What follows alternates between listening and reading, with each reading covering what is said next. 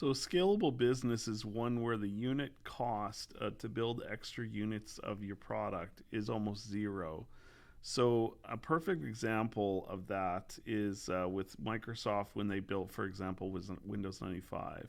So that build that very first unit, it cost millions and millions of dollars to get that first version and put it on that first CD, right? But then after that, when you're doing the next CD and then even the next million CDs, the marginal cost is almost zero and it plummets very rapidly, right? So that first CD costs a lot of money, and then after that, it goes down very quickly. And certainly today, with downloads and this type of thing, the marginal cost of an additional download is almost zero, right?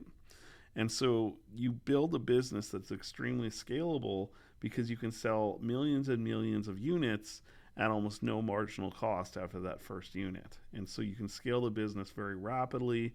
And yes, you have things like marketing costs, but it's the unit cost per product that really matters in terms of a scalable business. Now, there's companies out there like Skip the Dishes and DoorDash that try to scale in the same way, but they aren't really the same at all.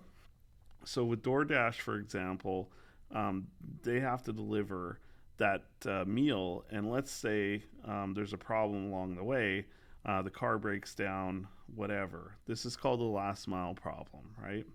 And so they aren't able to deliver. So not only is the customer unhappy that it didn't get their product, you probably have to give them a refund and maybe even credits, and so you've actually lost money on that sale, right? Or maybe you have a bad actor that's doing your delivery, and who knows what's going to happen there. So these are all part of the last mile problem that Microsoft didn't experience because they don't have to worry about that. Yeah, the CD has to get to the person's door, the download has to work, whatever it is, but it's a very different problem from having to, deliver food on time and get it right. And so these are scalable businesses in very different ways, and I would say that the Microsoft way is much more scalable than what DoorDash is doing because they have that last mile problem. And so that's the type of business that if you can do it, you want to build those kind of scalable businesses that don't have the last mile problem.